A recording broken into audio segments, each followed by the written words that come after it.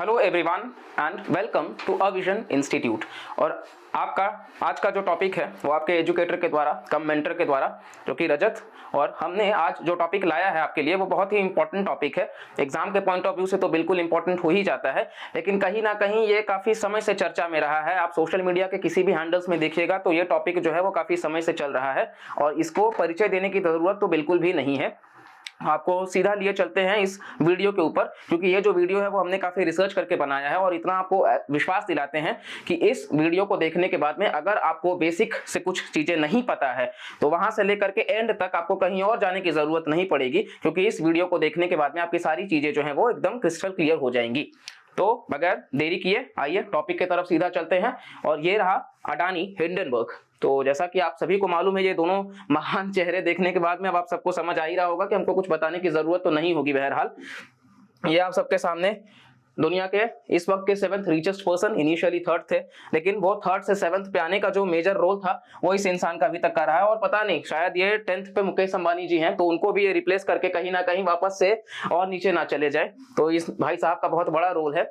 आइए पूरे इस एक्सप्लेन्ड सीरीज को समझते हैं और जानते हैं कि क्या पूरा मुद्दा रहा है। ठीक है, चलिए नेक्स्ट हम इन दोनों कंपनीज के बारे में जान लेते हैं। वैसे तो हिंडनबर्ग आप सभी ने सुन लिया होगा कि ये हिंडनबर्ग है क्या, लेकिन हिंडनबर्ग जो है, जैसा कि आपने यहाँ पे देखा जिनको, ये है नेट एंडरसन। और ये 2017 में इन्होंने एक फर्म एस्टैब्लिश करा था जिसका नाम हिंडनबर्ग रखा गया।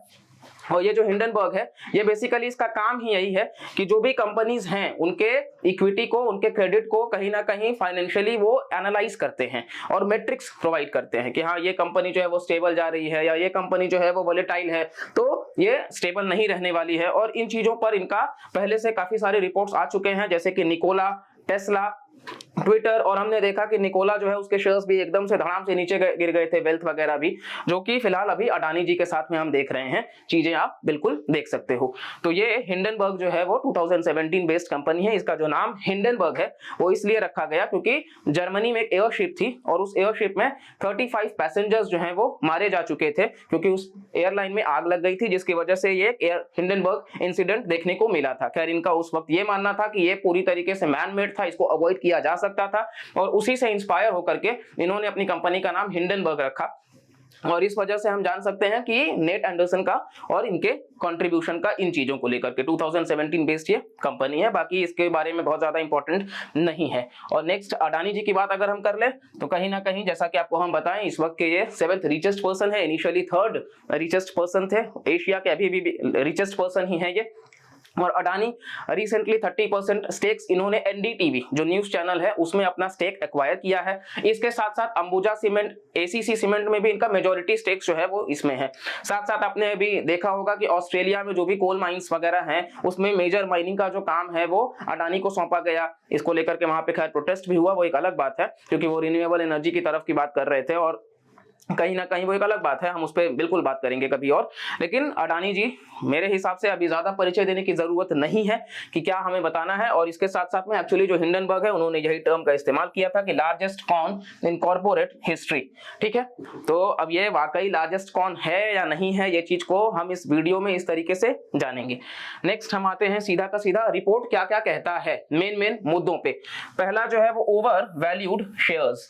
तो हिंडनबर्ग रिपोर्ट जो है वो बता रहा है कि जो अडानी के शेयर्स हैं उनके नाम को जानबूझ करके बढ़ाया गया, ओवर वैल्यू करके दिखाया गया।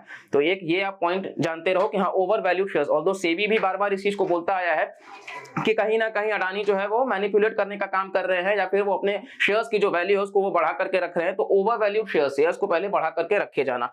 दूसरा शेल कंपनीज। अब ये शेल कंपनीज क्या, शेल कंपनीज कहीं ना कहीं हमें बहुत डीप में नहीं जाना है, लेकिन इनके ही भाई एक है राजेश अडानी, इनका नाम गौतम अडानी। तो इन्होंने मतलब राजेश अडानी जो है वो इन्वेस्टमेंट वगैरह डायमंड का कहीं ना कहीं आप देख सकते हो इनके कंपनी में ही है। तो फैमिली बिजनेस माना जाता है, ऐसा नहीं कि बहुत बड़ा इसको कहीं एक्वायर, ये फैमिली लोग ही ओन करके चला रहे हैं। तो ये इस वजह से माना जाता है कि अपने ही घरों में इनका कंट्रीब्यूशन है, ये किसी और कंपनी में इन्वेस्टमेंट करने के लिए नहीं जा रहे हैं, उनकी कंपनी इनमें आ रही है, इनकी कंपनी उनमें जा रही है। तो ये एक उनका कहने वाली बात रिपोर्ट में निकल कर आई है कि शेल कंपनीज का कंट्रीब्यूशन है। थर्ड है डेट फ्यूल्ड बिजनेस। अच्छा, ये जो अडानी जी का बिजनेस है वो कहीं ना कहीं हम कह सकते हैं कि LIC और SBI का बहुत बड़ा इसमें ओनरशिप मतलब डेट इन शॉर्ट रहा है, क्योंकि SBI से बहुत बड़ा लोन देखने को आपको मिल जाएगा और LIC का भी बहुत बड़ा कंट्रीब्यूशन है। अच्छा, ये कहीं ना कहीं हमारी इकोनॉमी को भी इंपैक्ट करेगा, क्योंकि अभी क्या है कि अडानी के जो भी स्टॉक्स हैं वो बहुत ही ज्यादा बुरी तरीके से गिर चुके हैं, शेयर मार्केट क्रैश कर रहा है और कहीं ना कहीं अभी फ्यूचर क्या होगा, वो स्टॉक्स के दाम क्या जीरो तक पहुंच जाएंगे, तो ये किसी को नहीं पता है। खैर, हिंडनबर्ग रिपोर्ट कितना सही है कितना गलत है हम इस चीज के बारे में तो नहीं कह सकते, लेकिन हाँ मोटा मोटा बार बार इन चीजों को पास्ट में भी सेबी के द्वारा बहुत से एजेंसीज के द्वारा बताया गया है, तो हो सकता है कि कुछ बातें सही हों, क्योंकि बगैर धुआं के आग नहीं देखने को मिलता है। तो इस वजह से कहीं ना कहीं मतलब आप चीजों को देख सकते हो डेट फ्यूल्ड बिजनेस वाली बात को लेकर के भी, कि ये आप देख सकते हो कि LIC SBI इन सब का रहा है, और अगर इनका रोल बहुत ज्यादा रहा है और अडानी बिजनेस गिर जाती है या कहीं ना कहीं इनका जो ग्रोथ है वो कम हो जाता है, तो इससे जो भी बैंक्स ने लोन दिया है वो NPA बहुत ज्यादा बढ़ जाएगा, जो कि हमारे फाइनेंशियल यानी कि इकोनॉमी के लिए भी सही नहीं होगा। तो ये आप ध्यान रखिएगा, क्योंकि इकोनॉमिक ग्रोथ के लिए, क्योंकि रिसेंटली बैंक्स को रिस्ट्रक्चर करने में प्रॉब्लम आएगा और रिसेंटली उनको अभी दिया भी गया कि हाँ मतलब क्रेडिट दे करके कि उनके एनपीओ को सुधारा जाए, लेकिन वापस से अगर वही हम चेन में VCS साइकिल में आ जाएंगे तो वो एक प्रॉब्लम बन जाएगा। नेक्स्ट हम आते हैं प्रोमोटर्स प्लेजिंग देयर स्टॉक्स। अच्छा, यहाँ पे जो 75% का लगभग जो स्टॉक में ओनरशिप है वो प्रोमोटर्स के द्वारा ही है, तो ज्यादा से ज्यादा एक्वायर जो है वो प्रोमोटर्स कर रखे हैं इनके स्टॉक्स में। इसके अलावा करंट रेशियो हम इसको डिटेल में जानेंगे क्या है, ये लेस देन 1 है। अब करंट रेशियो क्या है उसको हम डिटेल में देखेंगे अभी थोड़े ही समय में, तब तक के लिए बने रहिए वीडियो में, ठीक है। नेक्स्ट है doubts regarding the management team. अब मैनेजमेंट टीम का क्या डाउट्स है आपको हम लेकर के चलते हैं सीधा। अब ये देखिए, ये मैनेजमेंट टीम है। अब इनका सीए जो है हर्षिल शाह, एज आप देखिए, इनका आप एज देखिए और इनका आप एज देखिए, तो एज कहीं ना कहीं एक फैक्टर है जो बताता है कि इतने यंग सीए जो है वो कैसे किसी भी इंस्टीट्यूट को, जो कि इतनी बड़ी कंपनी है, उसको रेगुलेट कर रहे हैं। तो कहीं ना कहीं इंडिपेंडेंट रेगुलेटर्स की जरूरत थी और इस वजह से हिंडनबर्ग ने कहा कि ये जो है उनको उस हिसाब से नॉलेज है नहीं है और आपने इनको हायर कर लिया कि मतलब ऑडिट करने के काम के लिए। तो इस वजह से वो पॉइंट जो है वो निकल के आता है कि मैनेजमेंट टीम वाली बात को लेकर के। और पम्प्ड अप डिमांड, डिमांड को जानबूझ करके बढ़ाया गया है। ये पम्प्ड अप डिमांड भी कॉन्सेप्ट हम समझेंगे, क्योंकि एग्जाम के पॉइंट ऑफ व्यू से इकोनॉमिक टर्म्स हैं ये, जो कि डायरेक्ट क्वेश्चन लेकर के आ सकते हैं, ठीक है। यहाँ पे आपको दिखा सकते हैं हम करंट रेशियो। आप देखिए अडानी जी के एक्चुअली 7 लिस्टेड कंपनीज है, green energy, power, total gas, transmission enterprises, Wilmar और पोर्ट्स। आप सिर्फ विलमार और पोर्ट्स को निकाल दो तो बाकी सारे के सारे जो भी है स्टार्टिंग के 5, इनका जो करंट रेशियो है वो लेस देन 1 है। यानी ये करंट रेशियो जो है वो दर्शाता है कि जो टोटल एसेट्स है, एसेट्स जो हमारा अपना है, लायबिलिटीज जो हमें देना है, तो जो एसेट्स है वो कम है, लायबिलिटी जो है वो ज्यादा है। तो ये चीज को दर्शा रहा है बाकी के कंपनीज को, इनके लिस्टेड। इसके साथ साथ में ये हमने देख लिया है। और नेक्स्ट अब हम बात करते हैं इंपैक्ट पे, तो इस पे क्या इंपैक्ट पड़ा है इनका। अब इंपैक्ट की बात कर लेते हैं। इस रिपोर्ट के आने के बाद से 48,000 करोड़ रुपीस का कहीं ना कहीं मतलब अभी तक का वैल्यू जो है वो खत्म हो चुका है। 48,000 करोड़ का नुकसान जो है वो उठाना पड़ा है बिकॉज ऑफ हिंडनबर्ग रिपोर्ट। दूसरा है कि अडानी, जैसा कि हम आपको बताएं कि पहले वो 7th रिचेस्ट थे, लेकिन थर्ड रिचेस्ट थे, लेकिन अभी वो 7th रिचेस्ट आ गए हैं और मुकेश अंबानी 10th है। हो सकता है उनको रिप्लेस करके वो और नीचे चले जाएं, तो ये भी बिल्कुल हो सकता है। इसके अलावा अब हम की कॉन्सेप्ट्स की बात कर लेते हैं। जैसा कि आपको हम बताएं कि की कॉन्सेप्ट्स क्या है, तो पहला है करंट रेशियो। करंट रेशियो आपको हम बता दिए आसान भाषा में कि टोटल एसेट्स जो है वो कम है और टोटल जो लायबिलिटीज है वो ज्यादा है। ये ध्यान रखिएगा, एसेट्स मतलब आपका अपना और लायबिलिटी मतलब आपको देना है। आपके पास 100 रुपए हैं, ये आपका एसेट है, लेकिन लायबिलिटी आपने बैंक से 100 रुपए का लोन लिया है, ये लायबिलिटी है, क्योंकि कल आपको बैंक को वापस करना होगा, ठीक है। दूसरा है वॉश ट्रेडिंग। ये जो पम्प्ड अप डिमांड हमने देखा उससे जुड़ा ये वॉश ट्रेडिंग टर्म है। ये क्या है, ये प्रैक्टिस है किसका, खरीदने का और बेचने का शेयर को सेम या रिलेटेड एंटिटीज का, ताकि पंप अप किया जा सके ट्रेडिंग वॉल्यूम नंबर्स को। यानी कि किसी कंपनी को, फिलहाल अगर हम अडानी को देखें तो यहाँ पे क्या है कि उनके द्वारा या उनके कंपनीज के द्वारा उनके शेयर्स को खरीदा गया, बेचा गया, ताकि उसके डिमांड को बढ़ाया जा सके, दिखाया जा सके कि उनका जो शेयर्स है उसकी डिमांड जो है वो ज्यादा है। Next short selling. तो शॉर्ट सेलिंग तब होता है जब एक इन्वेस्टर जो है वो कहीं ना कहीं, जैसे अभी अडानी के एक एग्जांपल सेम हम लेकर के चलते हैं कि 100 रुपए का है, तो वो उस सिक्योरिटी को अभी उनकी कंपनी के शेयर्स जो है वो 60 रुपए पर अगर आ चुके हैं, क्योंकि वो डिवैल्यूएट बहुत ज्यादा हो चुका है, तो वो अब उस कंपनी के शेयर्स को खरीद लेंगे 60 रुपए के प्राइस पे, और फिर फर्दर जब वो 100 रुपए होगा तो उसको वो बेच देंगे। तो इस 40 रुपए का जो मुनाफा है वो हिंडनबर्ग को मिल जाएगा। एक एग्जाम्पल के तहत हम वो हाइपोथेटिकल एग्जाम्पल से समझे हैं कि 100 रुपए का अगर अडानी का शेयर है, जो कि उनको रिपोर्ट के आने के बाद में अब वो शेयर के दाम बहुत गिर गए हैं, तो मानो कि 60 रुपए के हो गए हैं, तो जो 40 रुपए प्रॉफिट अब है वो हिंडनबर्ग को जाएंगे। और हिंडनबर्ग यही काम करती है, शॉर्ट सेलिंग।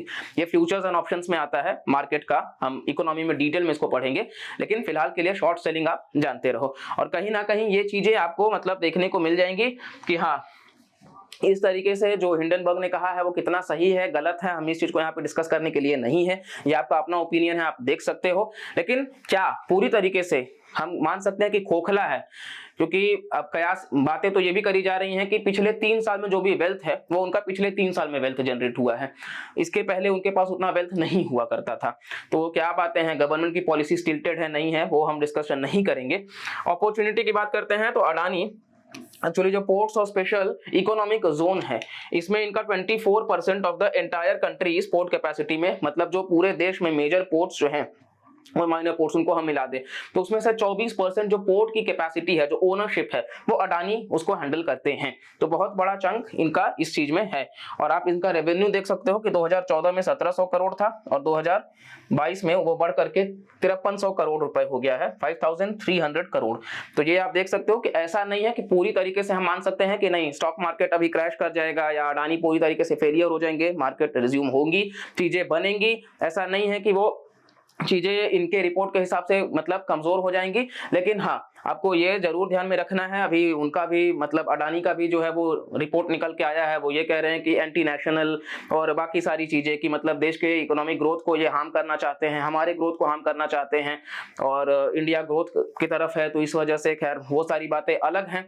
बिल्कुल अभी आगे क्या हो सकता है नहीं हो सकता है उस पर हम अपडेट आपको देते रहेंगे, नजर बनाए रखेंगे।